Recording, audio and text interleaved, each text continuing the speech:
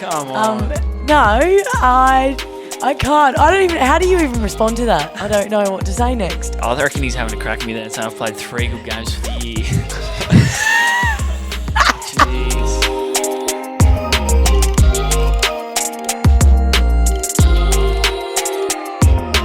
All right, we're back. Week off, put the feet up, and Em, we have made it to the big time. Brand's out there, left, right, and centre. And so officially now we are the Better Down Back podcast powered by MyPlace. So a huge welcome to our new friends and the podcast partner MyPlace, an Australian-owned and operated home integrated tech system that keeps you in full control of your own home. More on them later in the show because it is a really cool thing that, yeah, I'd look at getting in MyPlace, I reckon. It's amazing. How cool. Like, I'm actually super stoked when our media guy, Brett, told us to come in sooner to do a red script for them. That's incredible. We've nailed it. We've gone international and now we've got a sponsor. Yeah, no, thanks to all your hard work, Em, it's possible. So, thank you, mate. No, it's a plug. We do apologise. We did miss last week. We had a bit on, chaotic week. But we're back with a new guest, and we have got the booming left and right-footed Hayden Young. So it's a pleasure to have you, mate. How you feeling? Thanks for having me. I feel honoured to be on. It's obviously a big week for the podcast. I feel very lucky to be the guest this week. Yes, and we ask you just butt in whenever you've got some information or you've got something to say because it's no real structure to this. No, but, no worries. We've implemented the feedback of the... To start with, it's a bit awkward because the guest doesn't know whether they can join in, but please jump in. And I suppose we do always start with a bit of general chit-chat. So you can probably explain to us what is going on in the club today. I've walked in. Please explain. Yeah, we've been trying to spice it up a little bit in the gym. Obviously, the monotony of the season can set in and it can be hard to get up and about for a gym session. So the S&C have come up with a few ideas. And this week it was in your line group, dress up with... whatever you wanted to do as a line group, and basically the best dress up, best idea wins, and there was some pretty good dress ups. I think the forwards came in sort of like trackies and singlets. Yeah. Clear third place. Yeah. What did the backs come as? Will Brodie. Just white on white linen. But wasn't that like a European summer vibe? No, it was more of a dig at Will Brodie though. Oh, perfect. That's his go-to sort of kit. But yeah, he loves white. And then the mids went as Marshall Stockton. That's incredible. So he loves wearing board shorts when he goes for a run. So we all wore board shorts and a singlet, and it was pretty funny. Yeah, no, that was something else. I feel like, does he not wear socks when he runs or something? Everyone had like low ankle socks. Yeah, Oh, he does wear socks, but just like quite often he's in the ankle socks. Nah, you can't. It's trademark Stocko. It was very funny. It was brilliant anyway. I love that. No, it was. But you're right in terms of plenty happening today, Em, but not just today. In the AFLW leadership vote, I believe yesterday or last week, announced yesterday, and yourself into the leadership group for the first time. We congratulate you. How are you feeling? Thank you, guys. Well done. Very cool. I'm very honoured. Been an emerging leader for a few years now, so I think it just, I guess I feel very privileged to be in this position, but also I think what's so special is your teammates are backing you in to do that. So I think that was something that, was a very proud moment. I had a few crocodile tears yesterday. It was amazing. So good. You're next, Clarky. Next year? I've got a fair bit of my teammates need to back me before I get in there. I think you guys are well deserving of that, and it's looking so to knock you off anytime soon. And just with that, we do have a new captain as well, and Sanet is into that captaincy role. So, and just worked incredibly hard, and I think again just shows how good a character she is. With having done her ACL this year, she won't actually be out there with us, but obviously the girls really love what she does around the club, and she's a great person, so keen. And just on that, a lot of people do probably go, what the hell, she's not even going to play this year, why is she the captain? But obviously, as you just touched on, there's more to being the captain of a football club than just running out on the field and leading, 21? Well, in your case, how many players? Yep. Same. Players out on the ground each week and flipping the coin. It's what you correct. do away from the club, at home, and behind the scenes that those people don't see. So, Andrew's obviously a quality leader and well respected, and she deserves that accolade. Yeah, incredible. And I suppose, speaking on accolades, we're going to move into our first segment for today, which is Anchors in Action. Hey, put on your Superman coat. It's Wolfie time. Let's go.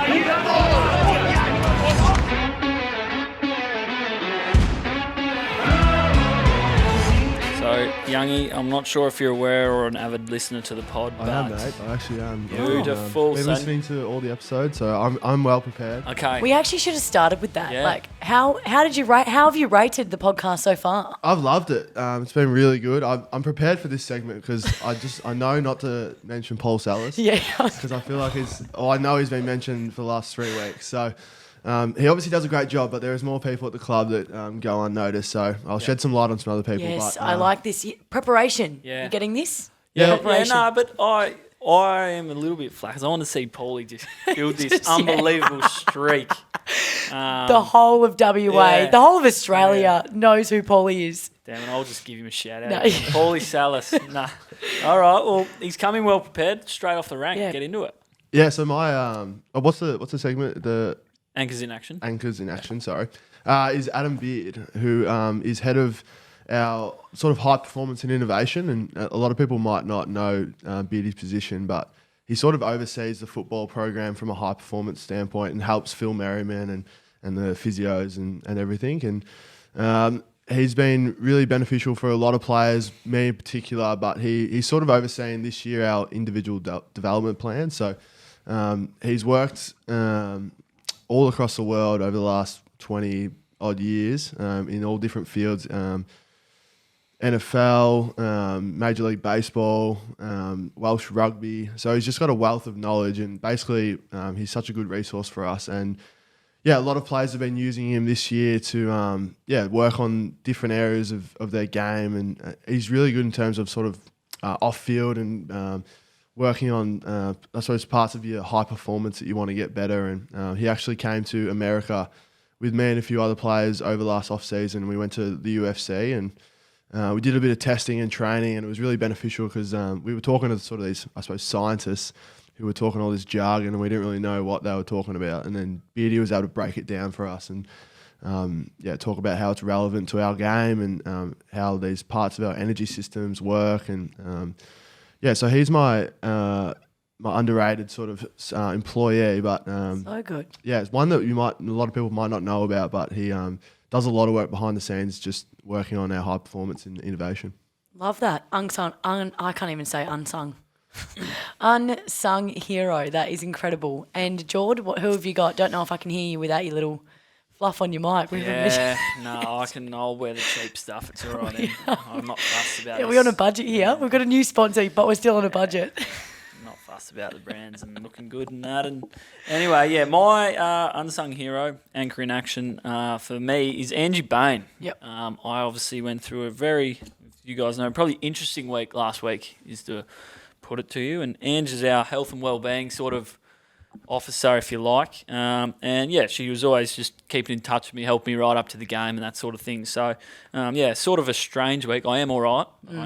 But no, it was a strange week for me. So. But everyone is okay. And you, your girlfriend, your ute, everyone's okay. Yeah, Just Ute wasn't involved in this, but my girlfriend was. Yeah, Paige. Page, She has a sorry. name, Sorry, remember? yeah. Oh, that was terrible. It's terrible by you. But yes, so Ange, well done. Yeah, no, It's not about amazing. me. I think I love Angie. I feel like that compartmentalising is so important. And obviously, if you have had a stressful week or something occur in the week like you did, Jord, to be able to get up and play on the weekend is huge. But also know that you've got a good support network around you. So we love you for that, Angie. And I suppose from my end, I feel like we shout out the unsung heroes. I guess I'm going to go against that with our head of AFLW and our AFLW coach. So we've got Claire Heffernan in our head of AFLW role and our AFLW coach being Lisa Webb. I think just giving them a shout out. They have had a pretty stressful week with this leadership vote. Obviously, we've had a captaincy changeover. We've also had, I guess, our program kind of trying to program the year, but also we're staying in a week in Melbourne when we go away to play away and things like that. And I just feel like they've been so steady throughout this process, and they're always checking in on us girls as well. So they're not just worried about the program and how it's running, but actually our well-being too. So shout out to them. They have handled this process incredibly well. Yes, no, they certainly have. And I don't know if we're going to touch on it, but speaking of head coaches, JL, 100th game this week. So a little shout out to JL as the head coach. So, JL. great week for the We do need to shout out the coaches. They're important people. Exactly right. But anyway, we got through that section, and they are clearly some well-deserved earners of the anchors in action. But before we get too far into it, better review that win over the Swans, Youngy. What a heart stopper. How did you go through the final quarter? What was your sort of perspective? What was your grasp on things? I'm sure it was probably different to mine as well. Yeah, it was pretty chaotic. I came to the bench with about 7 minutes to go, and I knew it was going to be close at the end. And I sort of reflected on when we played earlier in the year against Carlton and Port, and we didn't get the job done. And I sort of thought about those games and thought about what did I not do well then, and what do I want to be better at this time. So I sort of reset on the bench and felt like I came out in that last 5 minutes and just tried to do what we could to get the job done. And obviously we did get a bit lucky in the end. But it's credit to the boys. We obviously got off to a really good start and we're in a really good position. And we spoke about Sydney leading into the game that they're obviously a really good team and they can score quickly, and we knew that they were going to come back and put up a fight, and I suppose we were lucky and we were able to hang on. Yep. It was actually unreal. Like, you guys headed into the last quarter, I think 12 points up.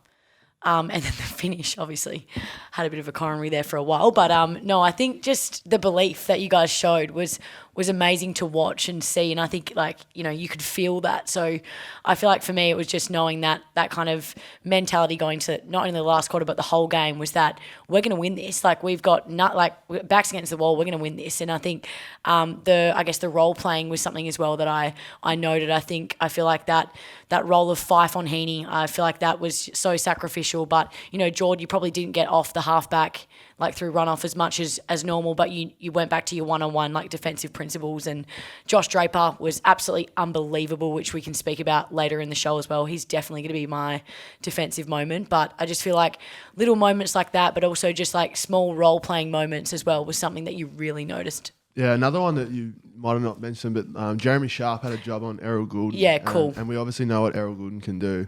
And felt like he did such a good job. And the best part about it was he worked back with him defensively, but then we were still able to use Sharpie when we were on offense. And it's just a credit to how hard he works. He's obviously a super runner, but that was a pretty important role for us, and he was able to get that job done. Amazing. Love it. Yeah. No, and how'd you feel? I was just getting to that, and that final stoppage. I remember coming to the stoppage, and I'm looking around. All right, my opponent's not behind me. All right, he's in the stoppage somewhere, so I'm getting up to my usual spot, and Sharpie's literally 2 meters to my right. So I'm standing there directing traffic, mate. Get through, get around, try and get the mids to shuffle, but the ball's already in the air. So he just moves. Next thing you know, Nick Blakey's just flushed it and comes straight through there, and I'm going, I was probably better off not trying to do the right thing, and he would have stopped it.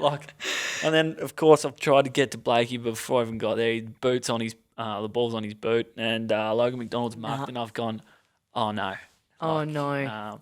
And obviously, knowing Logan McDonald somewhat pretty well, and that sort of thing, and watched a lot of his footy because he played with my brother at Perth Demons, and Dad's obviously connected to the Perth Demons. I was like, this bloke puts him through from most spots in the forward half. So this is going to be, he's a pretty good kick. So I was like, oh no, our best chance is a draw here. And thank God I could not believe it. What was, I feel like it's been the talk of the media as well. Why, I guess, did he try and overkick it? What was the thoughts going through his head? But I guess, what were you thinking, Youngy, when he was lining up? What went through your head? Yeah, I was thinking the same thing. I was thinking, draw is probably the best chance here. And I almost didn't want to watch the kick because I feel like off the boot if it's good. And then I just remember everyone in the goal square running to the left, and I was like, oh my God. It's not going to make it. And then, it all just happened pretty quickly. But, yeah, as you said, I thought, he usually dobs them from out here. So we got lucky. It's actually wild. I can't. But got the win. You went ballistic after the siren. Yeah. Did you go ballistic? Are you pretty calm? I feel like I didn't see you. I was just trying to catch Clarky. He was running away. Yeah. I think we were watching it. I was watching it on the plane on the way home. And I think Clarky gave it 6 or 7 fist pumps. Yeah. And I'm going to have to strap my shoulder for the rest of my life. I just about left it out there on the MCG. He's left his shoulder out there. I just subluxed. Yeah. I suppose it was, for me, it was just obviously, as you guys know, an interesting week with emotions and that sort of thing. And from then, that was probably a moment for me where I could just finally, just a bit of release, So I did have all my mates text me, did you keep the winning point or something? I said, no, I actually didn't touch the ball all day. So I actually let it through that last stoppage. Perfect. Yeah, I actually nearly lost the game. So I was more relief than anything, mate. Brilliant. But let's get to it.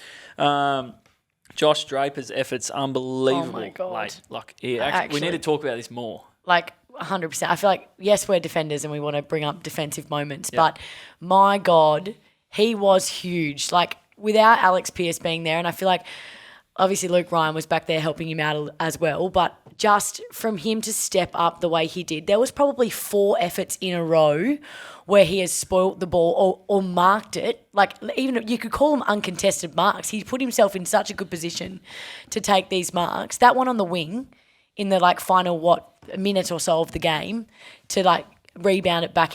Unreal. I can't even believe it. It was so good. Yeah. No, I think even more the fact that he was dropped the week before after a big run at footy or of AFL footy, and he's done an incredible job coming in. It's I think his first game of AFL footy had to play on Charlie Curnow.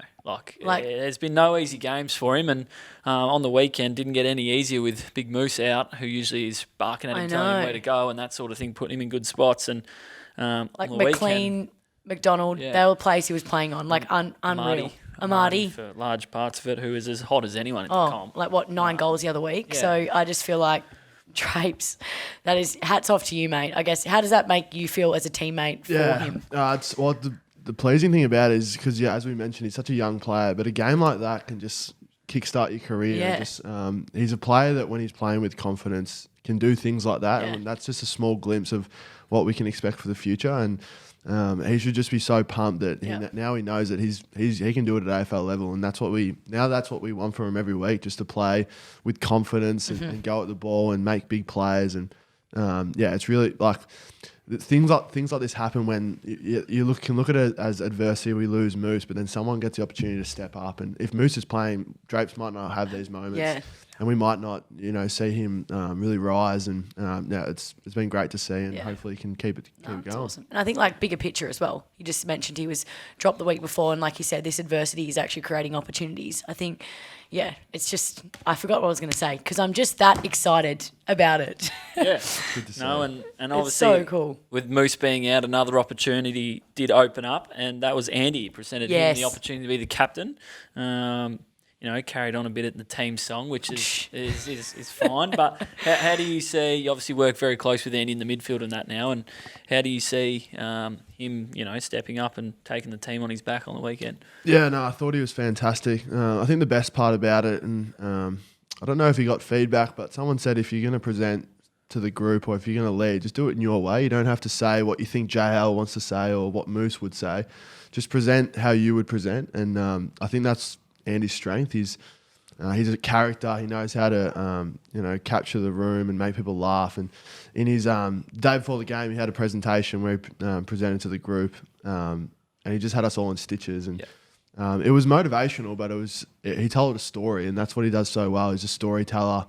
He loves making people laugh, and that's how he leads. And I think that's what's most impressive about him, and it's good for me to see as an emerging leader. Is that I don't have to try to be like Moose, or I don't have to say exactly what JL says in his meetings. I just got to do what I feel comfortable doing, and I feel like seeing that authentic self was really impressive. And then he's able to go out on game day and lead from the front. And I think that just set the game up for us. Like we spoke before about, you could just see the belief, but it was that preparation that gave us such good belief. We felt so good going into the game because we knew the plan. We had Andy give us this amazing speech, and then we were just like, let's go out there and get the job done. No one expects us to win. Let's just do it. Yeah, so inspiring. Love it. No, and there was a belief, there was a confidence that, we played pretty well at the SCG. We beat them up there last year and that sort of thing. And amongst the group, there was a quiet confidence, obviously not a complacency, but a confidence that if we play our best footy, we can serve it right up to them, obviously. Something that it was a bit spooky that I picked up on pre-game, but a couple of years ago we played Melbourne at the MCG, and they were coming off a premiership, and they'd won 10 straight in a row, and they couldn't be beaten apparently, and we knocked them off at the G.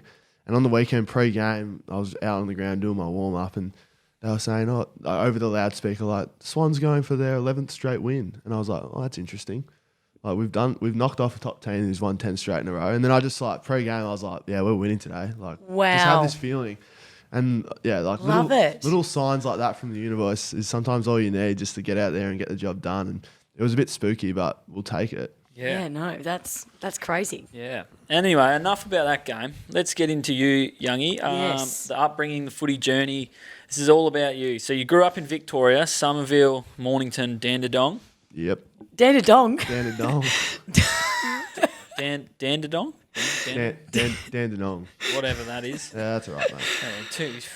Whatever. Dong Gong, don't know. Good on you, Em.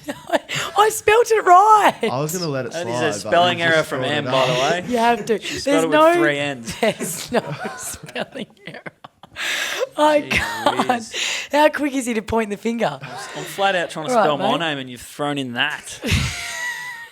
Gee whiz. Youngie, why don't we hear it from your point of view? How do you say it? But tell us about your upbringing. Yeah, Dandenong. So yeah, I the mic. started in Somerville, played all my junior footy there, and yeah, absolutely loved it. And then at about 15, 16, went over to the Dandenong Stingrays, which played at the time the TAC Cup. Now it's I don't know what it's called now. It went NAB League, I think it's Coates League or something. Mm-hmm. But yeah, the TAC Cup, the under-18 comp in Victoria, and yeah, played a couple of years there. Was lucky enough to play in a premiership in my bottom age year, which was pretty special. I played with my older brother. He was a top ager, I was bottom ager, so that was pretty cool. And then got drafted as an 18-year-old to Fremantle. Beautiful. Yep. And Em, seriously, there's no water in it. Put it away, all right? I think it's just come out my nose. I can't. So, yeah, drafted to Freo, pick 7 in the 2019 draft from the Dandy Stingrays. No, say it. Danny. Say it. No, Danny runs. Yeah. That's good. Dandenong Stingrays. It's the 3 syllables for me. He's breaking it down. Spell it out. How it sounds. Anyways, keep going. So talk us through the draft day. What did you do? What was the setup? Yeah, well, the full draft experience, I sort of like a week out of the draft, we obviously know what the order is, and in the top 10 there was one Melbourne team.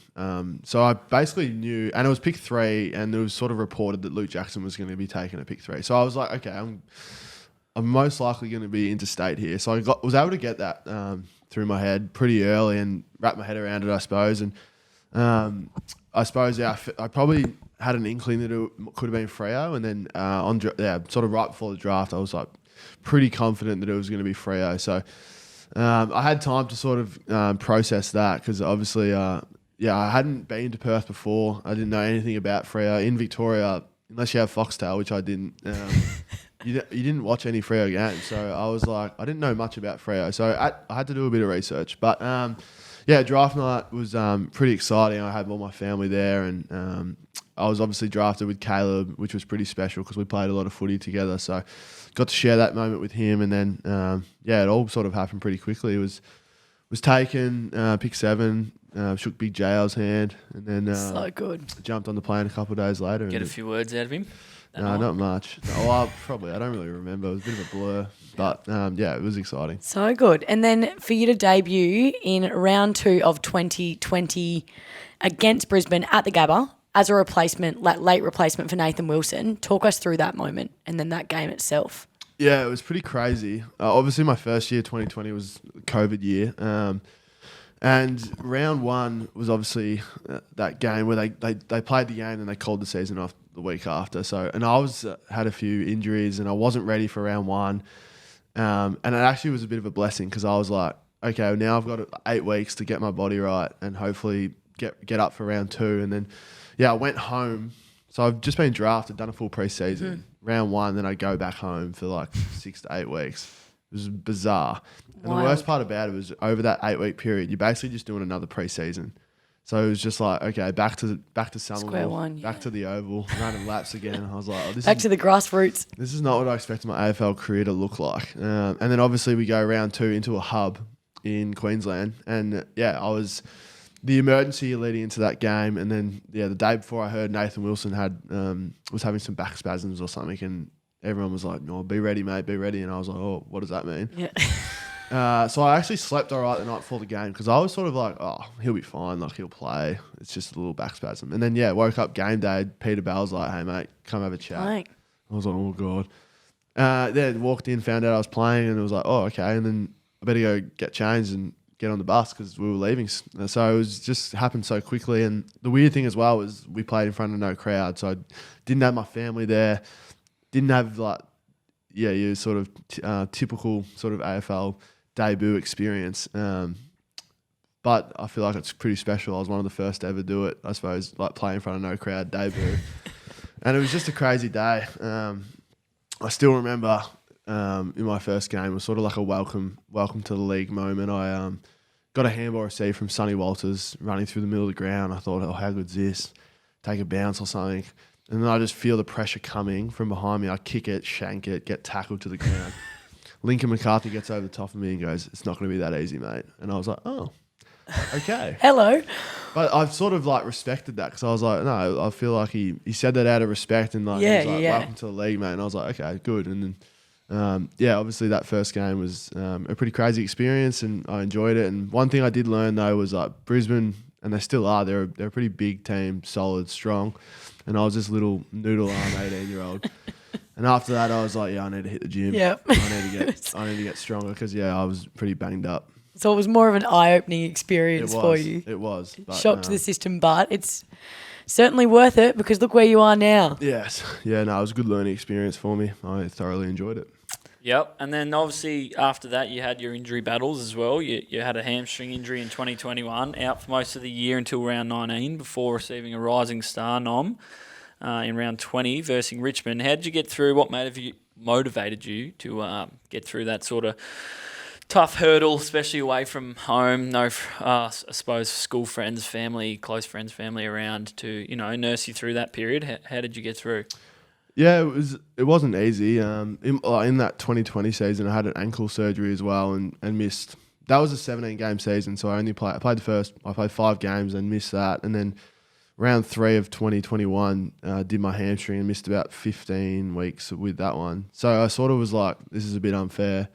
I felt the pressure of being a high draft pick and sort of not coming in and having an immediate impact. I'd played 8 games in my first 2 years. So I felt a bit flat about that, and I felt the pressure, and I was like, this is not what they wanted out of their first round draft pick. And but I sort of had to step back and take a bit of pressure off because putting the pressure on me wasn't going to help me get through my rehab. And I suppose I came in as a really ambitious kid. I wanted to, play straight away, play really well, get a Rising Star straight away. And that just wasn't my reality, and I had to wrap my head around that. And I sort of had to let go of that, I suppose, that attachment to my goals. I was, obviously really wanted to reach my goals, but like thinking about my goals all the time when I'm in rehab wasn't helping me. So I tried not to use that to motivate me to get back because it just wasn't helping me mentally. And I suppose I just tried to use the support around me and, put a lot of effort into my rehab so that when I did get back, I was able to just get straight back into it and get after it. And luckily in that second year, it was a 15-week hammy, but I knew I was going to get back and play a little bit of footy, and that really excited me. And it was funny, before I did my hamstring, I would go out and play and be like, oh, I need to have this many touches, or I need to take a mark and do this because I want to be a rising star, or I want to, be in the media as this young star. And the more I'd chase that early on, the further it got away from me. And when I came back after my hammy, obviously I'd spent a lot of time out of the game, and as I spoke about before, I tried to detach from my goals and not think about it too much. And I came back and I played a bit of waffle, and then it got back into the side. And I just remember thinking, like, how good's this to be back? I don't really care how I play. And then I sort of kept that mentality for a few weeks, just being like, I'm just so happy to be out here. Like, I've spent 15 weeks in rehab, and then I played that game against Richmond and played reasonably well, and I was like, oh yeah, it felt good. And then I get a phone call the day after, and Jay was like, hey mate, you're the rising star. And I was like, oh, true. I forgot about the rising star. Like, oh, awesome. Like, and I just found that the less I thought about what I wanted to achieve and just enjoyed playing footy and having fun, the closer I got to my goals. And I've tried to keep that mentality going forward. It obviously gets tricky because you're still very ambitious and you want to play well every game. But I've just tried to go out there each week and just enjoy it. focus on what my role is for the team, and then just let the other stuff take care of itself. I think that's a really important message, what you mentioned there. And I think you can still be ambitious, but also I would say like manage your expectations. Like you probably went in, like you said, the expectation was you're a first round draft pick. You should be playing as soon as possible. You should be getting this many touches in order to get a rising star. And I think for a young person to be able to put that aside and go, I've just come back from an injury. What I'm going to focus on is I get to go out there with my teammates and have fun and play footy. It obviously then worked out for you, but not because like you still worked hard, but I think just putting aside the external expectation, I suppose. Yeah, 100%. And I feel like it's held me in pretty good stead going forward, just trying to, not put too much pressure on myself to, obviously everyone has goals and we have things we want to achieve, but if you're thinking about that before games and thinking about how many touches you want to get, it's just not going to help you get to where you want to get to. And, you just put faith in the work and the preparation that you've done, and the universe will take care of itself. And I think just with speaking, we're going to go same on topic but off topic about we are talking about defenders on this podcast. We love defenders. You did start as well as a halfback, obviously. Talk us through your transition from halfback to now playing in the midfield. How's that been? Yeah, it's been good. I suppose as a halfback, I played similar to Clarky, like that high halfback role. And as Clarky will know, each week we have to sit in our stoppage meetings because halfbacks are quite often up at stoppages. And so I spent probably 3 or 4 years sitting in stoppage meetings, talking with the midfielders about what the midfielders are doing. And I've always sort of had an interest in playing midfield. I played midfield early on in my juniors, and I sort of took it upon myself, I suppose, earlier in my career to stick around in those stoppage meetings and listen to what they were talking about at the centre square bounces and around the ground stoppages. And so, I suppose without being invited, just sit in on meetings and have a little, I suppose, internship on midfield. So that, last year when it was a little bit unexpected, but we had a few injuries and whatnot, and JL just threw the magnets around and said, we're going to play you on ball. And when he told me, like, I had no idea. I did not expect it coming. But the great thing about it was I felt like I was prepared to just go in and play that weekend because I'd spent 3 or 4 years sitting in meetings, learning about what the hits are, what the roles are around stoppage. And it meant that I was just able to sort of go in, and obviously I didn't know it all and I made a lot of mistakes and I'm still learning to this day. But I felt a bit more comfortable being there because I felt like I know what's going on, and it enabled me to, last year play a little bit of footy through the midfield. And then, I suppose this pre-season have a pretty clear plan of that's what I want to do this year. And that was the plan going into pre-season. And then I could hit the ground running and, try to build up my tank and work on my craft and keep refining my midfield skills. And then, I've really enjoyed it this year. It's been good to play alongside a pretty established midfielder with some pretty superstar players who've made it a lot easier, and it's been really good fun. Love it. So good. Yeah, no, and he's certainly dominating in the midfield. So, So keep him there. I've got the halfback role covered. Don't worry, mate. That was the subtext. Older brother Lockie played at North Melbourne. Did you ever get a period of time where you went head to head on the oval, or not quite? We did. We played against each other. When was it?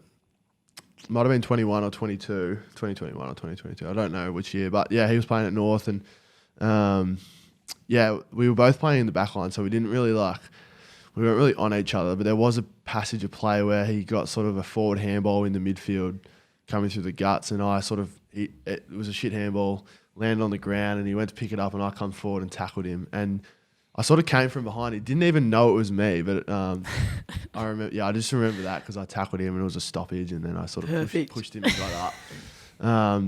But that was the only time we played against each other. We obviously played with each other, which I much preferred. But my parents absolutely hated it because they wanted both teams to win and they wanted both of us to play well. And obviously someone's got to lose. And I'm pretty sure that night we won by 80 points. So it was a pretty tough night for my brother. But my parents absolutely hated it. So it wasn't fun for them, but I enjoyed it. Yeah. And we've got here, you're one of the best kicks in the comp. You're left or right footer. I think I'll answer that for you. You're both. You're nice. Good on both. as not quite. anyone I've probably ever seen. He's got a better right Ambidextrous. foot than me, and I'm a right footer, so Beauty, pretty you amazing. beauty. Let's not touch on it. But yes, always been a super competitive kid though, especially with your brother Lockie, who we just touched on, and Josh in the backyard. Apparently you'd take the ruck, shark your own ball, or just hit it down their throats and lay massive tackles on your brothers. Is this true? Yeah, there's elements of that true. I usually had to be separated from my brothers growing up, great. just because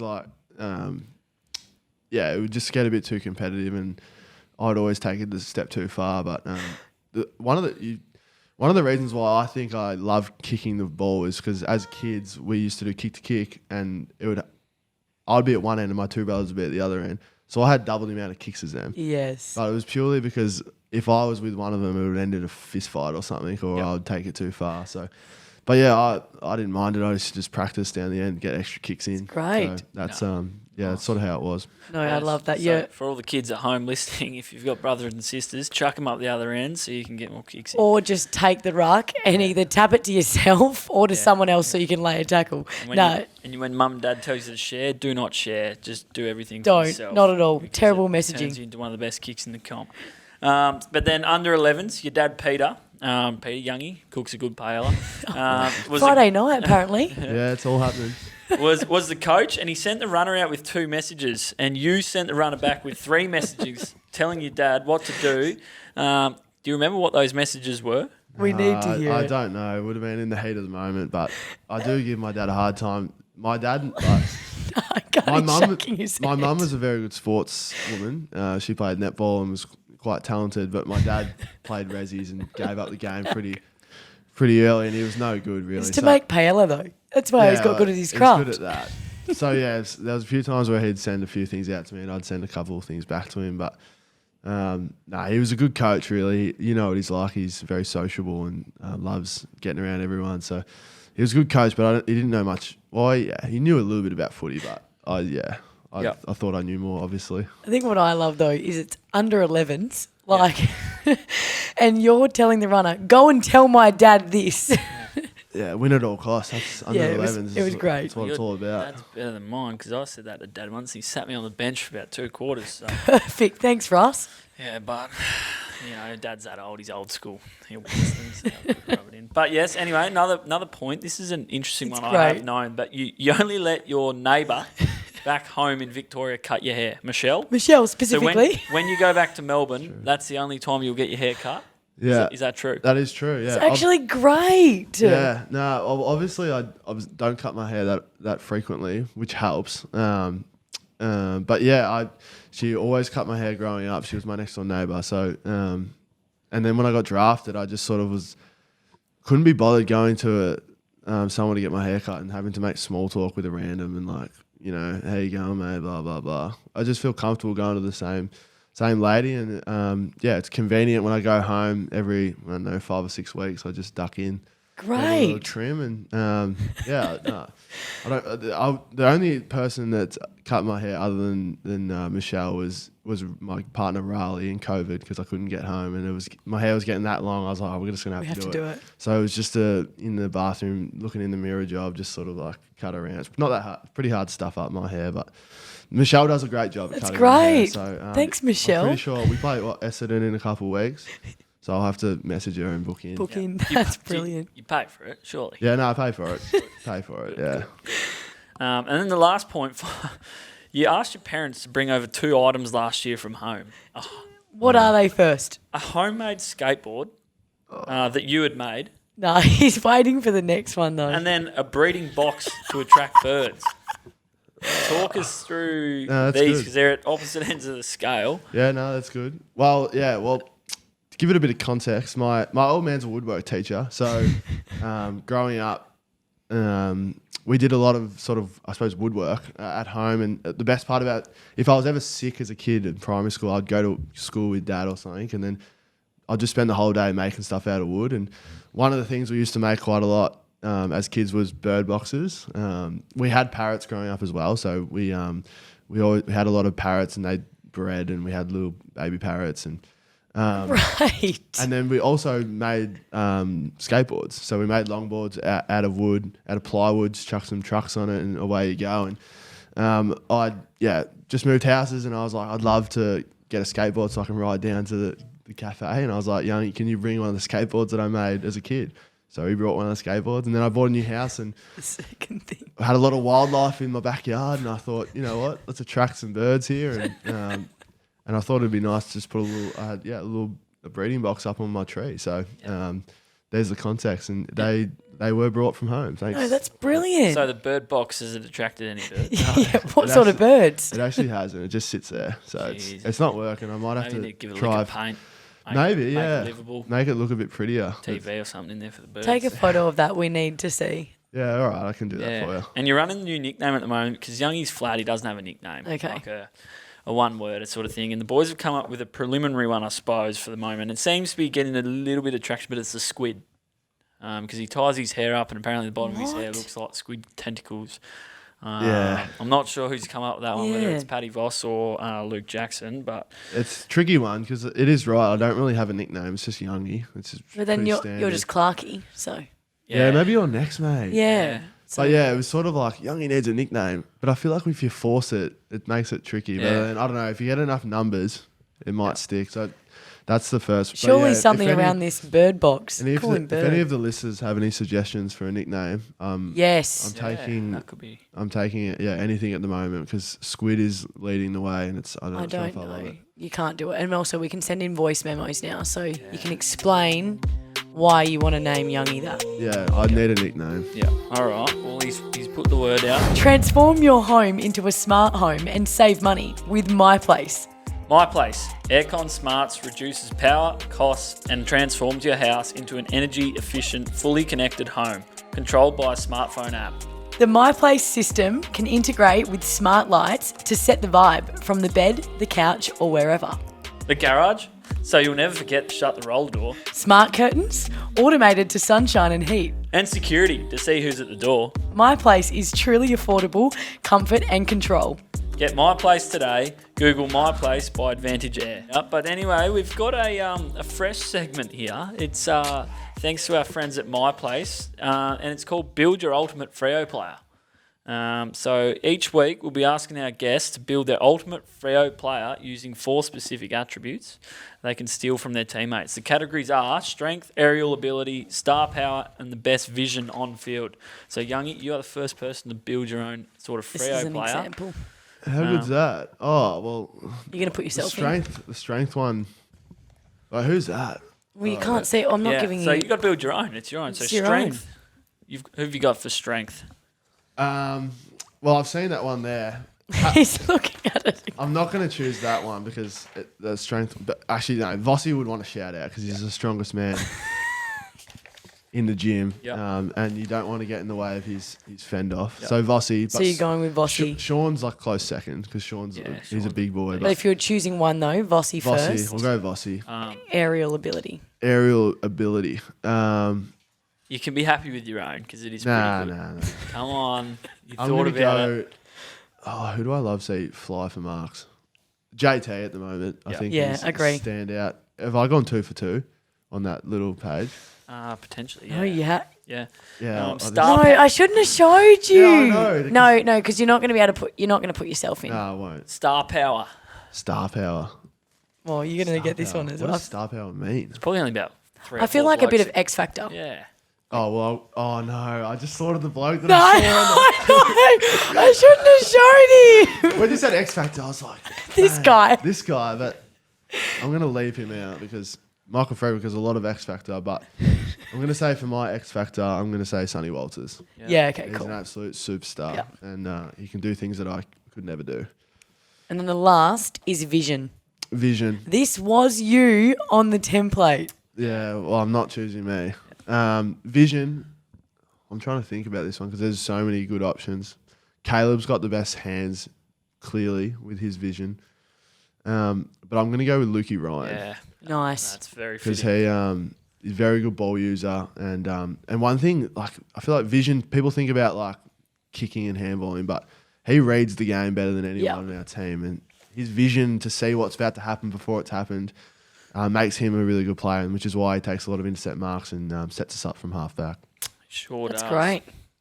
There you Anyway, go. so Em, you are ripping into this one now. This is your segment.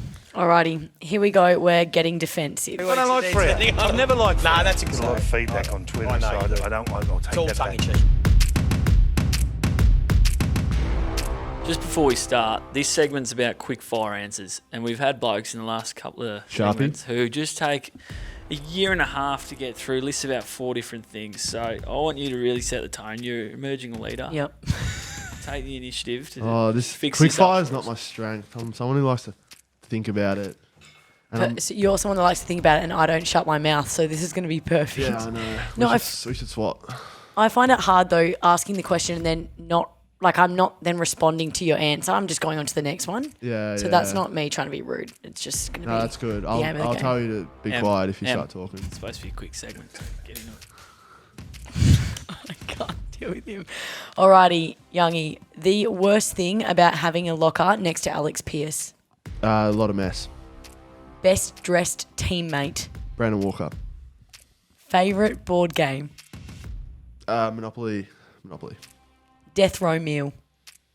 Oh, gnocchi, and I'm actually eating it tonight. Mum's cooking it. She's over. Last Sorry, is time. that too long? The 3 answers. Snuck in. Last time you called your mum. Oh. Would have been last week. She's here now, so I haven't spoken to her in a week. So last week. What are you most afraid of? Failing. Okay. It's a bit standard. That's really deep. Oh, I love that. He hasn't set the tone yet. Perfectionist. Bit of Em, yap. Em, you're holding us up. Coffee of choice. Small cap. Pre-game superstition. I always take a deep breath before I put my jumper on, and I say a few words under my jumper. And if I don't do that, I feel a bit like, I didn't prepare well. Best junior footy moment. Premiership, under 18s. Name another team you follow in another sport. Miami Heat, because of LeBron James, but he left a long time ago. But I don't like bandwagon people, so Miami Heat. And biggest name following you on Instagram. Minwoo, I think. I might have to check that. He might not be. I follow him, but yeah. Kind of awkward if not. I've lost to him in golf once and had to buy him lunch, which I thought was a bit stiff because he gets paid a lot of money. That's all right. There you go. That's quickfire. Yeah. And don't accuse me. Old mate here's got 4 sentences to say. No, but I like it. He's definitely the clubhouse leader at 6 minutes and 35 seconds. No, but I like how he's I'm going to make my own medal up. elaborating. You're Yeah, actually nah, saying yeah. why you chose that as We an could answer. go back after and elaborate. Okay. That's- Yeah. It's fine. It's. I'm going to start a new medal though, because the next segment's McFarland medal. This is Clark medal. Who can get through this segment without taking forever? But Youngy's probably at the top of the leaderboard, and I'm going to start timing it. I like I it. don't know why. He's got places to be. He's got to buy probably a new washing machine, something like that. Oh, no. Just a new lawnmower tonight. Yeah, okay, perfect. I don't even have lawn. It sucks. But yes, anyway, get into the next segment. Go. The McFarland medal, and this isn't one to be rushed through. Oh, Luke McFarland right on half-time. It's McFarland! And leaping McFarland! So, Youngy, yep, avid listener, will not need to explain this one. But for the viewers, it's on the best defensive act of the weekend, and it's the McFarland medal. And at the end of the year, there will be an award for someone, whoever's won it. And Trisco, you've got yours written down here, so you take it away. Yep, so as I mentioned before, I'm going with Josh Draper. He had some big roles against McLean, McDonald, Amati over the weekend, and his last 4 efforts of the game were absolutely phenomenal. Huge mark on the wing, obviously, I think is my highlight. And he ended up with 7 intercept possessions, which is huge. So well done, Drapes.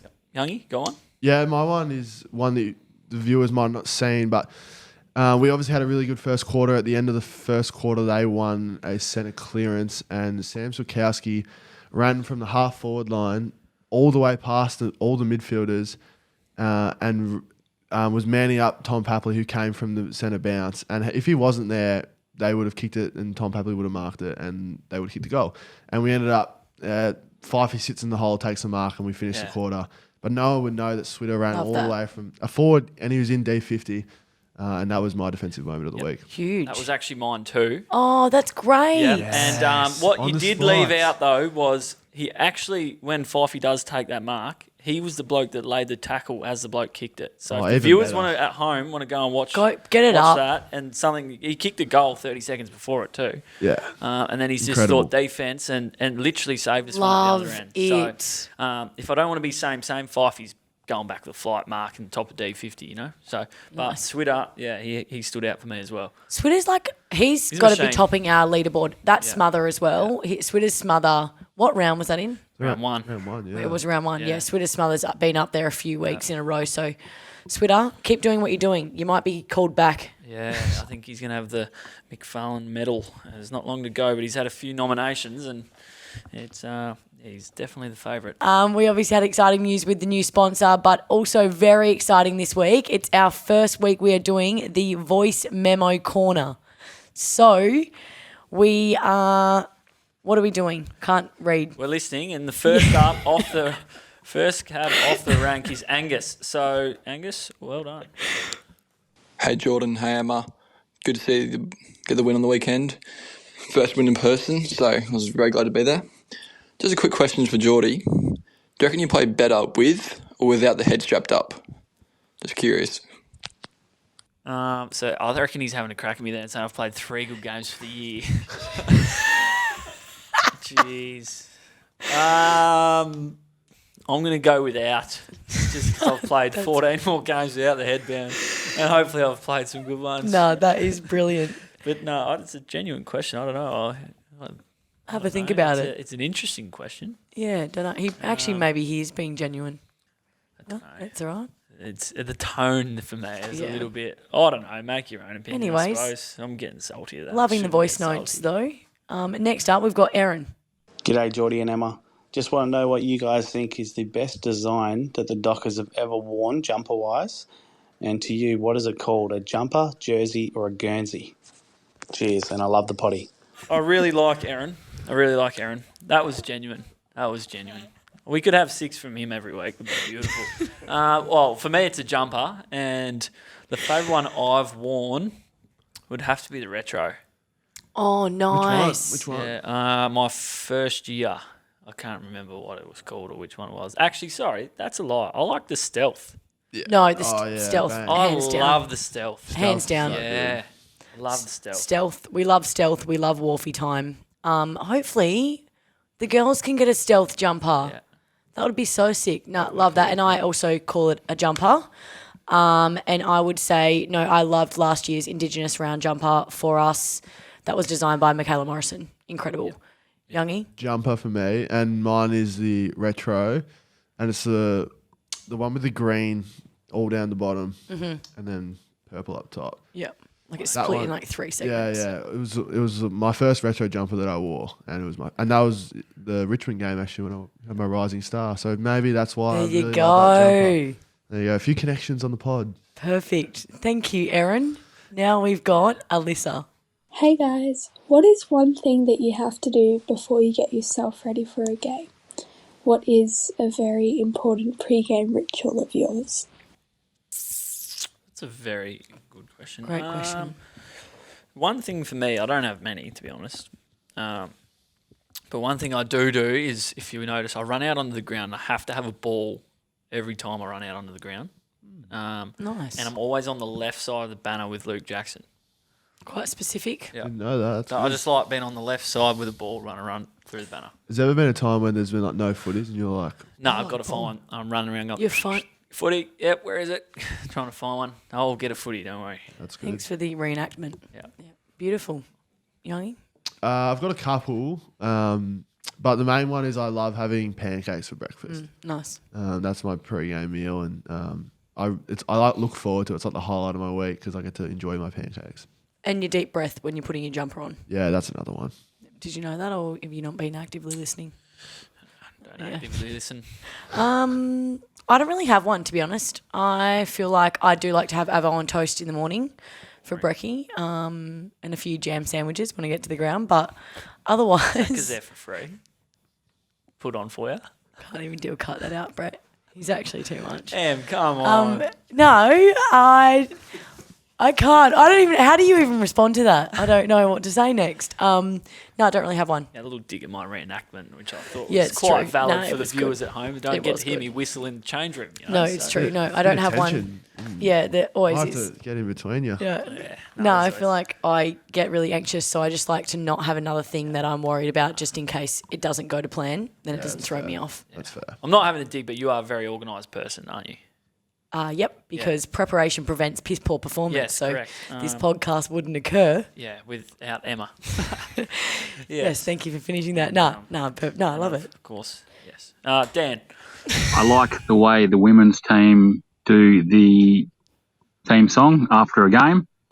Do the men have any chance of doing this in the future? Is he talking about your backflip, or is he talking about the song on the ground? You do the first verse, don't you? Yes. That'll be it. Yeah. Oh, the nice. I'm actually so glad you. right. I was. Yeah, I was thinking. I was onto it. I was onto it. Yeah, I don't know if the blokes will do it. I do love the girls when they do it. I reckon it's really cool. But I don't know. I think it was sort of spoke about a little bit, but I just don't know. I think we just like kept it as is. But I feel like you could add it. Well, you can't add we it now. could. Halfway through, though, I yeah, feel like halfway through, you need to you like can't. commit early. I agree. What's Agree. the sorry to actually I should know this, but what is the first verse? We're the rollers and the rockers. We're the mighty Fremantle Dockers. Right. We're gonna roll them and we'll rock them. We're gonna send them to the bottom. And if they get up, We'll do it again. I don't know whether we say the Dockers or Dockers. we don't stop at nothing. Dockers, stop it. Nothing. Beautiful. And Thanks then for we the go. reenactment, guys. That's good. There it is. There it is. Bit of homework for you. Also, though, But probably should yeah, know that. Is Like, it? Yeah, I know. I should. Yeah. But yeah, no, you're dead right. But Bit of homework for the off season for us. anyways, preparation bit of prevents- also feedback. Maybe you guys can bring that in next year. Yeah, that's great feedback. Yeah. Thanks. Who was that? Was that Dan? Dan. Thanks, Dan. Yeah. We'll we'll talk about that. But is that because you do it out on the ground, or is Well, that's what I was thinking. Yeah. What you were thinking with that, but they no, I wouldn't think really be it able must to be hear the it, yeah. actual song. Why Yeah. why did you guys start doing it? I'd love to know whose idea it was because I think it's pretty cool. Was Yeah. it just like you just decided let's just do the whole thing, or I actually don't know. I think it was because we were singing obviously the same verse twice, and then someone was like, "There's more to the song. Why are we singing it twice when we just don't even have to repeat it? Let's just go with the first verse." And then I think everyone really loved Rollers and Rockers, so it's like bringing that line in to it. yeah, I'm not gonna lie. When I do run out onto the ground, they play the full thing. Yeah. That's the only time. That's maybe next time you run well, out. no. So I don't actively listen. As Em Yeah, does, so like maybe disconnect from your footy and have a listen. Well, actually, one thing I do when I run out is I sing whatever song's playing. Sometimes I'll sing the opposition song, which is not Right. a great. But I just like love the songs. But yeah, I did notice it when we do run out, and that's why I know it. But it's a good verse. Right, on to Archer. Hi, Better Down Back. My name's Archer and I'm 10 years old. My question is, what's your favourite ground to play at? Archer. So sweet. I remember when I was 10 years old, and I was definitely not as nice as him, that's for sure. I was a feral. What a ripper. But my favourite oval is Optus, has to be. Obviously, the atmosphere, being at home, all the fans, just you can't beat it. Like home games. Oh, It's so good, isn't it? I'm similar. I do love playing at Optus, but also I grew up barracking for Collingwood and going to the MCG. So playing at that stadium is kind of special because it's where I used to sit in the stands as a kid. So I do love playing at the G. And the other thing as well is we play there 2 or 3 times a year. So it's sort of like a bit special. Whereas Optus you play there every week, which is awesome. But MCG is like you circle it on the calendar. Amazing. Em?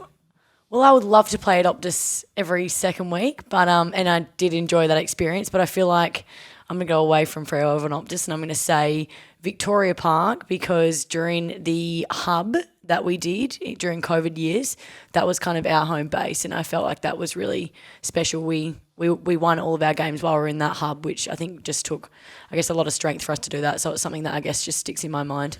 yes. Good one. Nice, very nice. And then we got last, Cohen. Cohen. Clarky, Driz, how we going? So, Clarky, I've had you in the fantasy team since round 1. You've done me well. Bit of ups and downs here, a few 57s, but I'm happy with it. 150s there as well. Just wondering, who's most likely to check their fantasy scores post-game in the Dockers? Cheers.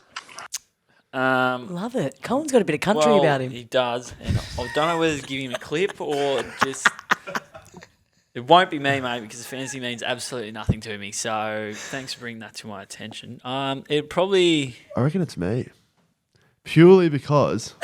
yeah, this is a good one. Purely because I'm actually the AFL Fantasy Ambassador this year. Brilliant. You could join my league and play against me. So I've selected a team and I've been checking the fantasy scores flat out for the whole competition and making trades week in, week out. So I wouldn't say I don't check my own fantasy because I'm not in my fantasy team, but I'm checking a few of my teammates, making sure they're doing well, and my opponents even, and the whole competition. So I thoroughly enjoy the fantasy. You can join my league and verse me. I'm doing horribly because at the start of the season I thought it'd be a good idea to just pick all my mates. Obviously, my mates aren't very good because my team's didn't start very well. So I've been scrambling, but I feel like I'm just getting better as the season progresses. What did he say? So I lost to 57. Jesus. And the highest at 150. Jeez. Sounds like my batting average. It's a pretty good batting average, though, isn't it? Take a lower score of 57. There's a discrepancy. Oh, that's good going. No, I love that. I love that he's brought in the stats, though. That's thanks, brilliant. Colin. We've got to talk about my batting average. What would be sitting at, about 90? No, I love it. That was In all great. fairness, I don't even look at the fantasy or anything like that. No, my that's little fine. brother does give me a fair bit of stick when I don't have a great one. That's fair. It's warranted from your brother. Should get used to it now, mate. I've been doing it for 5 years, having stingers. So. 50 to 150's got me. He would have been happy with your 150. Oh, Yeah. no, he didn't pat me on the back. He never does. No, but that's great. Tough. But it is his birthday on Friday. I'll try to get, just pump him up. Tate, my little brother, happy birthday. Yeah, come on, Tate. Happy birthday, Tate, for Friday. But Happy yes, birthday, Tate. enough about Tate. But yeah, good questions. I like that, the little segment from the viewers. That's really nice. love Keep it. sending them in. I'll try not to get so revved up and, I don't know, I'll work on that. No, that's good. And next week, someone please send in a voice note for what Youngy's new nickname is. Yeah. And maybe Jordan's one as well. And That'd it be needs great. to be a good explanation because the boys are trying to give me nicknames with not. Yeah. They're just throwing a few out there, nothing's Throwing sticking. mud. Yep. I need something good. We need it. And, Perfect. Yeah, make it good, please. But Anyway. until then, you guys need to win on the weekend against the Tigers at home, Saturday night footy. How are we feeling? Yeah, no, we're feeling pretty good. Same as last week. Preparation, the vibe around the club's been really good. Well, that's my view. What have you felt? Yeah, no, it's been great. As we spoke about at the start, the stuff in the gym's been really good this week, made it really fun. And we spoke about last week, our preparation was really good, and we don't have to do any more, any less. Just stick to the process, and it seemed to, it obviously worked for us on the weekend, and we got a great opportunity this weekend to go out in front of our home fans and hopefully have a good win. Yeah, and we are hoping to pack the place out. So if there are any tickets available, you got nothing to do Saturday night. I haven't checked the weather, but Em's told me it's pretty good. Get yourself down to Optus Stadium so you can watch me run out on my favourite oval. Let's go. On the left-hand side with the footy in hand. Side, footy Luke in Jackson, hand, yeah, perfect. And actively listening. While Hayden Young sings the opposition song. Perfect. It's a pretty good song, to be fair. If you're going to sing one, it's probably the top two in the Jordan needs to learn the lyrics for our song first. Yeah, just focus on ours, mate. And then... Anyways, what a great podcast. Yep. You did so well. Thanks for having me. How'd you feel? I felt really good. You guys have been great hosts. And hopefully I might have spoken a bit long. No. Apologies for great. that. You flew through the segments. So it was great. Yeah, no, it was really fun. Thanks for having me. Yes. Amazing. Well, that's all for this one, guys. Thanks for listening to the Better Down Back, powered by MyPlace. Bang! Bang! Bang!